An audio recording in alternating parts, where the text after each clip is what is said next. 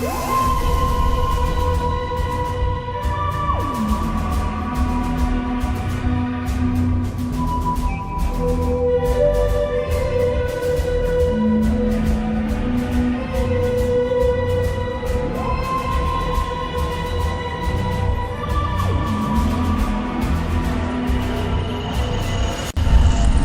guys, I hope you're all having a great Monday and welcome to my final Series 12 review of The Timeless Children, the Series 12 finale. I just want to start quickly by saying thank you to everyone that has watched these Series 12 reviews. I am aware they're not perfect, they are far from perfect. I'm still working on the technique, on video editing, etc. But thank you if you have watched these reviews and enjoyed them. I really do appreciate it. And yeah, hopefully by the time Series 13 comes around, my reviews will be a lot better. But yeah, this is my final review for the series The Timeless Children. Let's get on with it. Let's start with the big one, and it's that the Doctor was revealed to be the Timeless Child, and that there was previous incarnations before William Hartnell's Doctor.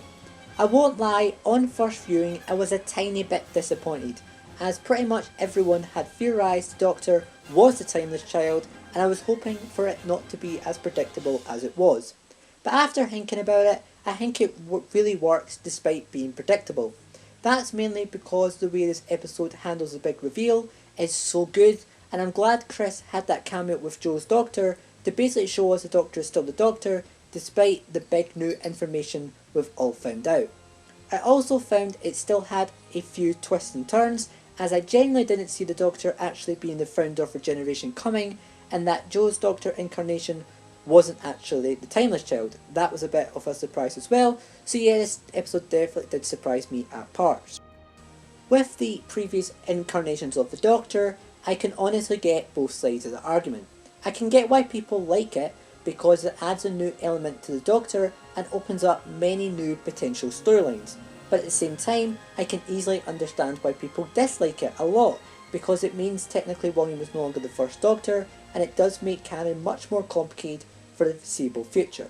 Personally, I'm going to be honest, I don't mind it, I actually really like the idea. Just because it opens up, as I said, so many potential new storylines for the future, and I love how it shakes things up and adds a new element of mystery for the Doctor and so many new unanswered questions. Yes, it does technically mean William isn't the first Doctor anymore, but it really doesn't affect his era further than that, as his Doctor didn't remember the previous incarnations anyway, so there shouldn't be much plot holes, and he's overall still a great Doctor. Moving on to Brendan, and this is where I'm 50-50. I like the idea of him basically being a cover story for what had actually happened to the Doctor, and I'm very intrigued to find out the full story.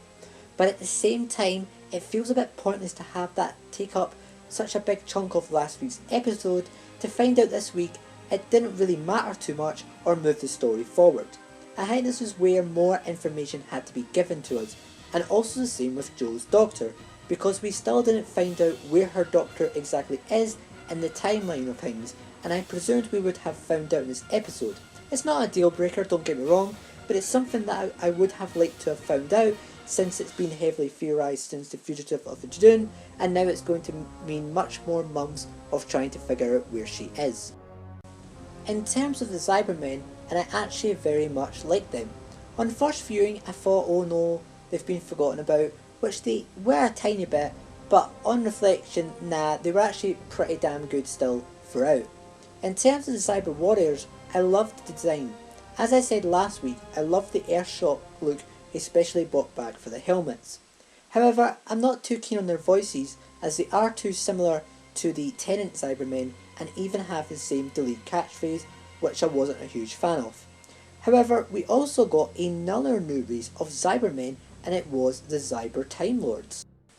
I absolutely loved them, and I found them so creepy to look at just because of the design of the mouth. I just found it so creepy how it looked stitched up. It was a kind of weird mouth design, but I absolutely loved it. I also loved how they could regenerate and how they were even dressed in Time Lord clothes. Yes, it sounds a bit ridiculous, and yes, they did look a bit silly, but I don't care, because I absolutely loved the madness of this idea and found it worked brilliantly. I'm so glad that Chris brought this idea to life. And something as well that a lot of people have noted is that this could potentially solve the whole hybrid serious arc from Series 9, because obviously Time Lords and Cybermen, and it's much better than the Doctor and Clara, so who knows. The lone Cyberman was also quite good too, but definitely overshadowed by the Master.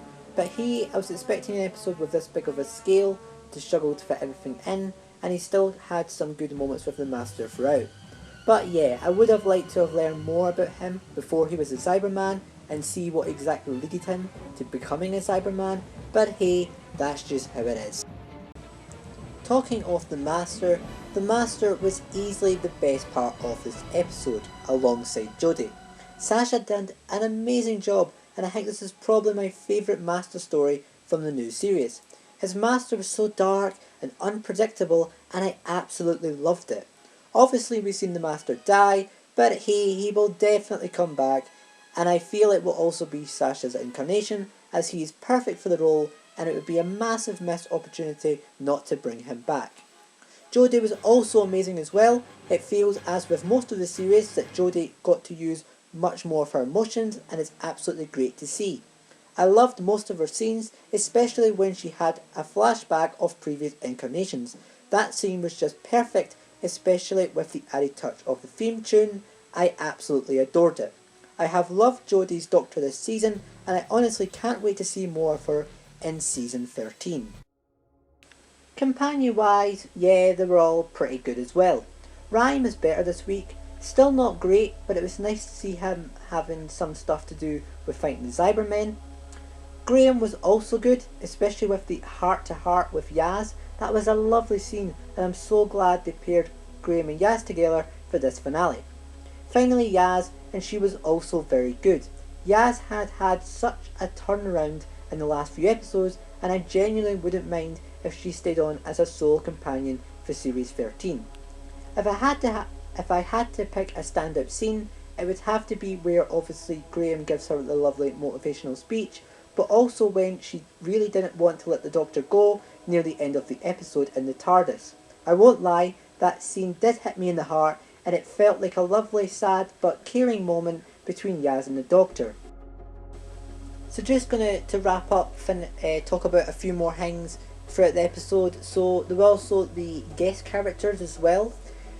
They were just pretty much there throughout the episode, pretty forgettable, not too much to talk about there. I have a bit of a theory, the old guy, he might have been the General, because he called himself the General, so he might have been the General Time Lord last seen in Hellbent. That's a bit of a theory going around. Probably never find out if that's true or not. Also as well, obviously the cliffhanger at the end of the episode, that was a surprise. I was hoping it was going to be Jack, not going to lie, but it was nice to see the Jadun come back, and I'm really looking forward to the next episode, which is officially called Revolution of the Daleks. So I'm very much excited to see that episode throughout the Christmas and New Year period. So overall, did I enjoy the Series 12 finale? The answer is yes. Don't get me wrong, it wasn't perfect. I thought the idea of the Doctor being the Timeless Child was a bit too predictable, and maybe would have liked if that was a bit more complicated, and I would have, although I like the Cybermen, I still would have liked to have seen more of the lone Cyberman in particular. But overall, this was a really enjoyable series finale, and it's a really satisfying end to such a satisfying series of Doctor Who. So yeah, I've really enjoyed the series. I think it's much better than Series 11, and it's probably one of my favourite series since the Russell T Davies era, which is saying a lot. So yeah, I'm so glad that this finale was good. I was really worried it wasn't going to be great, but yeah, panic over, I enjoyed it, and for now, I'm going to rate this finale a 4 out of 5. I really enjoyed it. But yeah guys, thank you for watching this video. I once again would like to thank you all so much for subscribing, liking my content and watching these reviews. I really do appreciate it. I have lots of content coming soon. I have collaborations with other YouTubers. I have many more Series 12 videos, and I will obviously do content on Revolution Daleks the closer we get to the Christmas and New Year period.